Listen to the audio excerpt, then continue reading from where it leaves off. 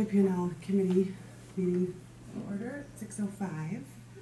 So we have first the application for Class B with Gather in Maryland. You want to start with that? Yep, I'm ready to start. So the clerk's office received an application for a full Class B license for CKC Trio LLC doing business as Gather at 3948 North Maryland Avenue. This application is for the last regular Class B liquor license that we do have available. They're looking to do a wine bar and offer beer. At this point, the lack of food would prohibit them from applying for a Class C wine license and a Class B beer license. Any other questions? So we do have the applicants here. Kind of draft a vessel, right? Correct, yeah. We're the applicants.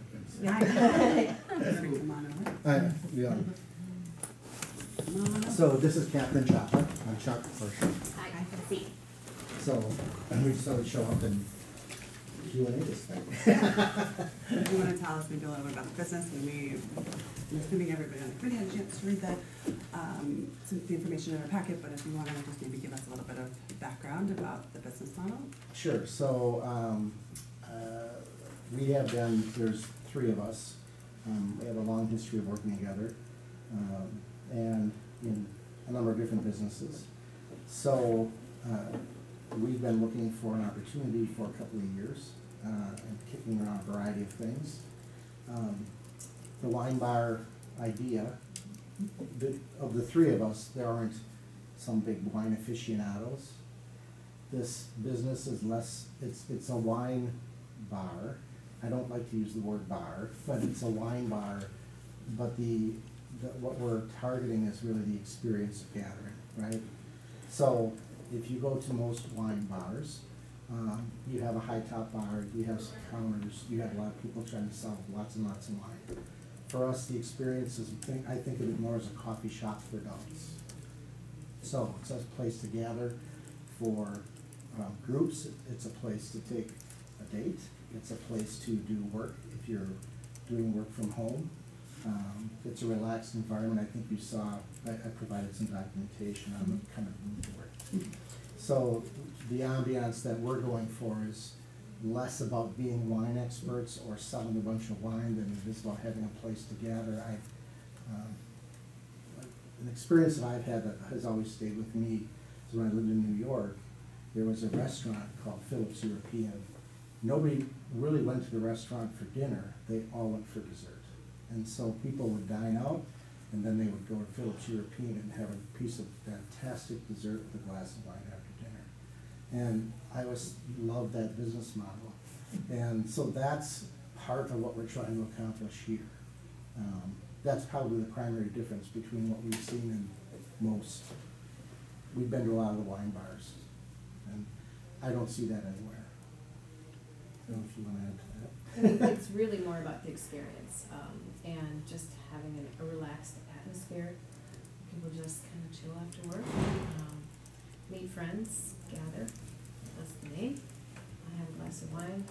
Got some visions on the mood board of, outside seating and fire pits and comfortable seating inside, some sofas, leather sofas, and it's not a bar, but we have to call it something. So labeling it a wine bar, it's really more a gathering place, more experience, more ambiance, more driven by people just hanging out. Now, what hours would you be open? We are looking at from 2 to 10, Tuesday, Wednesday, Thursday, and Sunday, and then 2 to midnight. Friday and Saturday. Fridays and Saturdays. Closed So month. again, not a bar crowd, not gonna close down at 2 a.m. and last fall out the door kinda, we're not looking for that type of opportunity or experience. It's really gonna be limited. And you're gonna serve coffee too, right? Coffee, some sodas, and beer. But I think from the standpoint of what we're trying to accomplish, I think what we'll do is target a smaller but best of menu in terms of coffees, sodas, no hard liquor, that's not on our plate. And then wine, we'll probably serve 40 plus types of wine. So you just mentioned fire pits, and so you're, how, are you planning to extend out into the patio area for the front of the business? We've been given permission, that is a part of our lease negotiation, so we have an LOI with the property owner. Okay, There are some things that we have yet to work through to a finalized lease. The patio is one of those things. He has offered outdoor space. I believe probably what he wants to do is to make sure that he's in compliance, we're in compliance. So I don't know yet what that looks like. Mhm. We think, you know, It's on the wish list. yeah, the outdoor patio, similar to City Market, right? They have tables outside. We'd like to do something similar, except more in a comfortable seating kind of way. Mhm. If we can have a fire pit, we would. If we don't, if we can't, we won't. So I think we're TBD on a few of those items. And what are the hours of, Three Lions and what are the places that, are they midnight? Cause it's just like, you know, there are residences very Yes. close by. Mhm. So that, I think that going to midnight on Friday and Saturday, Yeah, I don't know speed exactly, I would say, 3 lines for sure is probably midnight, not that close. parklet hours, because that's Yeah. public, so they're what are the limited by parklet their hours? 11 maybe, I think, it's Mhm. 10? I think it's 10. 10. Is it? Well, 10, yeah, I think 10 for park. That's Or 'cause there's it's on no public. amplified music, but that's Right. parklet, That's- or is that that's- outdoor This is on seating? private property, so it's a whole separate. I know, but I mean, this isn't Oh, really on a 10. commercial Right. street, you know, Right, it's this on is a the residential private street, street, you right. know? I mean, if I were the neighbors, I might be. Yeah. Here's my question for you, and I don't know if you guys live in Shorewood or not, but there's a population who is looking for a place to hang out that doesn't really match your demographic, and that's like high school kids and even middle school kids. Mhm. I don't know what you could do if they decide this is where they wanna buy a coffee and hang out for 4 hours in the afternoon. Well, I think that, you know, we serve alcohol, so, I Right, don't- but they can come in. yeah, they can come in. They technically Can they? couldn't stay, You Oh, can't they no, see can't? it. no, If you have- without 50%, Because a they Class B couldn't. license won't let them It would stay, be right? correct. Right. Oh, Without, so- without a parent. So Yeah. they can't be there They could without not be there, parent. no. Oh, okay, Yep. well, that's a good thing. Okay. Yep. You threw me for that, because I'm They're like, like, whoa, Class B wait a minute. license. I mean, I guess they could, you know, if they're coming in to order a coffee to go and walking out, that'd be one thing, but they technically could not stay and consume coffee And or dessert in the place, Because yeah. of the liquor Could be license. correct. Okay. So how much do you anticipate, I mean, the Class B, isn't that triggered by a ratio of revenues from food sales and coffee sales, or is there? I don't know about coffee, I don't know if coffee's ever been considered that, with food sales. It's a gray area, you know, I guess ideally, it's tough because to say, you'd like to say food is 50% of your bill, well, if you're going to a restaurant ordering a $200 bottle of wine, chances are your food still isn't gonna be 50% of your bill, so, it's this gray area that What's what is the- considered food, yeah. Yeah, for a Class B, is that what we're saying, or? To hold a Class C, you would have to serve, Oh, depending on, you know, that you wouldn't have to apply. It's a cheaper license for you to hold. Yeah. It also doesn't tie up a full liquor license either yeah, for wine. oh, wow, okay, Yeah. so, that makes sense. I can tell you, we have no plans to do a vended kitchen, that's outside of our interest. That being said, we wanna have, and I think the other, opportunity we bring to the table is we like to strike up partnerships with Shorewood restaurants to deliver to our place. Mhm. So, City Then, Market, then we could, Fellows. if you had that partnership, you could definitely look into a Class C license then. With So I that guess I would partnership, look if for there's food, recommendations yeah. from. Even though they're not getting the revenue from the food? Correct. I don't know exactly how it goes. There's a wine bar in the municipality I used to work for that partnered with the neighboring restaurant. Yeah, So that they something could, similar. so that they weren't holding that Class B full license the whole time, and to go to a Class C. So I can Okay. do a little research on what. Yeah, and I think we're open to either way. They do. Yeah, We definitely don't plan on offering out, hard alcohol. Right. one, yeah. what do they have? They have a You soup. can go there and buy charcuterie and desserts. Yeah, and they also bring in From from North next door. Star. From, North yeah, there's a Star. restaurant Right. next Yeah, door. we ordered from there. Yeah. Deep Yeah. bar. Yeah, Mhm. I mean, because Yeah. that was just sort of my question about food, like thinking of me as a consumer. Mhm. You know, like the food piece for me would help me linger a little longer. Mhm. You know, snacks and some options Yes. for, That we will. not full meal per se, but, Right. you know, that, I know that you said dessert, but, just this, like the snacking kind of Charcuterie, pieces. we plan to have some charcuterie, Okay. nothing that requires an oven or baking or cooking or frying or a hood or, Okay. but a charcuterie board, some popcorn type Mhm. snacks, some Okay. salty, yeah, we might use it Okay. for a little bit. Sure. Stay a while. But I mean, if Yeah. you're getting dessert and a glass of wine, I mean, the dessert's probably close to the price of a glass Right, of wine. right.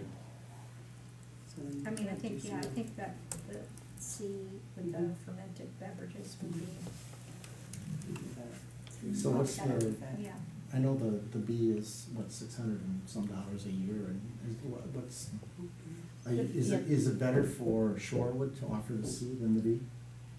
The B, we're limited, I mean, we The only B is have a two limit, old yeah. left licenses, and we can't have any more. The other licenses we're able to Yeah. add to. So we're up, we had 0 at one point. And, you know, we wanna attract full-service restaurants, Yeah. and by using this wine, to just use it for wine and beer, you're using a full restaurant or bar license, which then we lose that opportunity. And so what's the, and I don't mean to go down a rabbit hole, I'm just wondering, Yeah. like, C, how does C serve us better than, because a Sure. restaurant would apply for a C as well, wouldn't they, or? I'm just A curious. restaurant that just wants to serve wine and beer could apply for a C. Oh, I see, so if somebody Yes. went to open a supper club and offer need the B. Manhattans and all that. Right. They have the B, They yeah. have to be, we're taking a B and Yeah. not serving Right. hard liquor. Correct. And when someone else. Correct, Right. so, a Class C and Class B would cost, 200 plus publication fees Okay. and background, so it is a little cheaper of a license to hold Yeah. than the full That's Class fine. B. Obviously with full Class B, you get the ability to serve the liquor, and that's where Right. the price comes into play. Okay, But it sounds like that's not in your business Yeah. model, so. Not really. Okay. Yeah. It's not. So a couple of my concerns is the residents. I mean, there's a resident right next door. right. And if there's activities out on the patio until midnight, and there's apartments across the street, duplex, you know, it's a neighborhood by turning into the side street. The other thing is, if it is a full liquor license to be, if your business model were to shift and you wanted to start operating more as a bar, I think you would have, by holding that license, you then have the ability to shift into more bar operations, or the bar time, I think, 2 in the morning. So that gives me some pause on, once we issue the B license, your ability to change your operation. So by holding a B, it's more, you kind of, we have to assume the possibility you may shift your operations to Yeah. or Yeah, and I another understand owner. that. Yeah, and I understand that. So, I Right. mean, we would have no issue with being issued a C. I mean, none of us wants to stay up till 2 AM. We're past that.